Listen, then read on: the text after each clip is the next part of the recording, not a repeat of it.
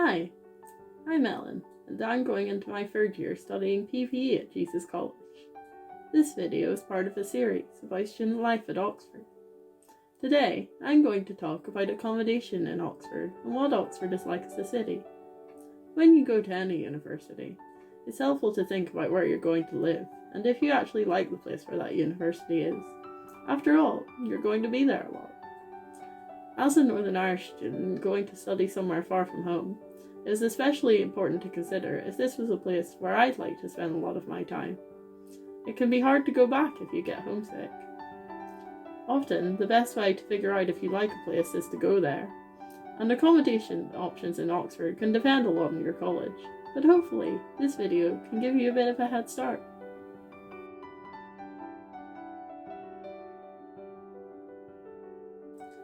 The first important thing that will come up when looking at accommodation is how you get there in the first place. When it comes to getting to and from various places around Oxford, luckily Oxford is quite a small city, and most of the places where you want to go are quite concentrated in the centre. If you choose to get around by walking, which I've done, you're unlikely to have to walk more than a couple of miles to get anywhere. Lots of people, though, choose to bring bikes. Oxford is a great city for cycling, and most university buildings have places to leave bikes, so this is a great option. In terms of public transport, buses are really frequent and well connected, but can be a bit on the expensive side considering how far they actually take you, although they're great to use if you're feeling lazy or coming back from a night out. In terms of how you get to Oxford, people get a lift from someone who can drive them down, which has the advantage that you can bring a lot of stuff with you. People don't usually bring their own cars to Oxford, as it's not really practical. There are a lot of places where cars can't go, and there aren't a lot of places to park, although a lot of colleges can give you a parking permit when you get dropped off and collected. Public transport connections to Oxford by bus and train are also fairly good, which comes in handy if you're planning a day trip as well. If you're like me and take a flight, there are direct connections from the London and Birmingham airports to the city centre. And if you have practical issues with getting there or moving your stuff around, you can likely contact your international rep to see what can be done. You also won't need to take all your stuff back with you if you're flying, as colleges usually provide a bit of storage space for internationals. You can ask a friend or use one of the storage companies in Oxford if you need more room.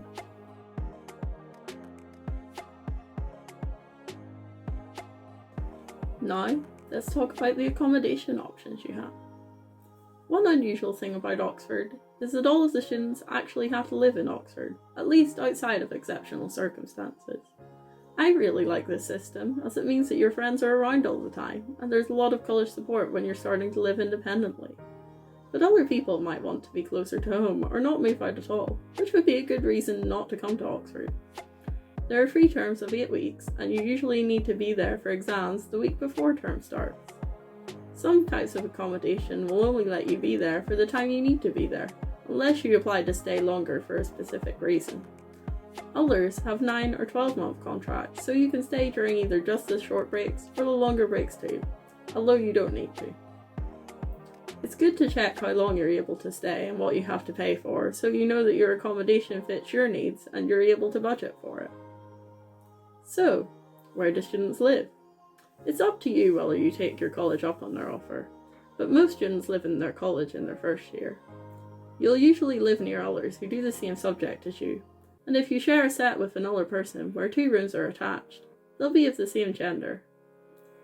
Rooms in colleges can all be quite different, so I'd recommend looking at what rooms are like on the websites of colleges you're interested in if that's important for you. But remember, they're usually allocated randomly unless you have a specific need. If you get an offer, it's also helpful to ask current students at your college what you need to bring, as lots of people can bring the wrong stuff.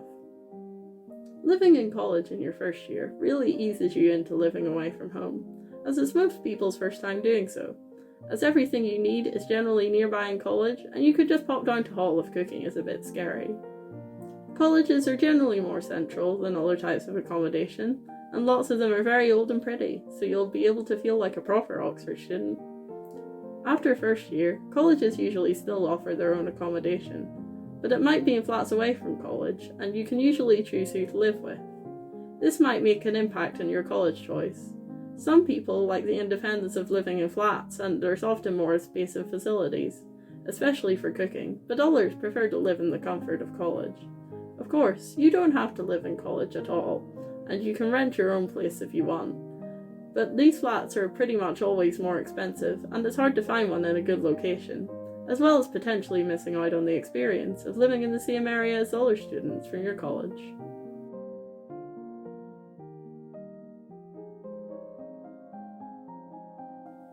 When you're choosing a university, you generally also want to make sure the town or city it's in is somewhere you could see yourself living. A considerable proportion of Oxford's population is made up of students from Oxford University and Oxford Brookes, which gives it a big student culture. But it's also a city in itself that exists apart from the university. Coming from the countryside, I think Oxford is a nice size. There's always something going on, but it's not so big it's overwhelming. It's also a very international city, where we have a lot of residents from other countries, as well as tourists. There's also quite a bit of filming and things which are done around here, which gives it an interesting vibe. Timothée Chalamet was recently spotted at the Radcliffe Camera. Oxford is full of old buildings and history and culture, and there's real sense of that culture in the place. Most people just think, wow, when they come into Oxford for the first time, and it's a beautiful place to live or put in the background of your Instagram posts. But alongside that, we have the contrast of the modern city with lots of things to do, as well as lots of nice green spaces and parks. My favourite is Botanic Gardens, where you can watch people punting along the river as you're eating lunch in the summer. But Christchurch Meadow is also pretty cool. It's a field with cows in the middle of the city.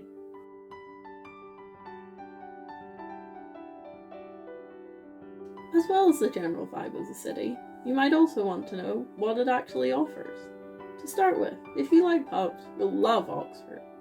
As well as the college bars, there are lots of historic pubs with famous patrons and some fancy cocktail bars, or if that's not your vibe, there are cheaper student places too. For non-drinkers, there's a huge amount of coffee shops and other places where you can find a nice treat. We also have a few clubs, including a gay club, which are packed with students on most nights. And prices usually aren't bad, especially as you can get deals on certain days or for your college reps. Oxford is a fairly good place for shopping as well, from regular high street chains to some really unique shops you can't find anywhere else. As you can imagine, Oxford has some pretty stunning bookshops, and the escalator to the downstairs of the central Tesco, called the Tescalator, is so beloved it has its own Facebook page. Other fun things to do include swimming, ice skating, and mini golf. A really fun thing to do in the warmer months is punting, which is essentially pushing around a boat with a really big stick. It's a pretty unique thing to do in Oxford, and while you can rent a punt and even someone to push it for you, colleges often offer their own ones, which you can rent for free.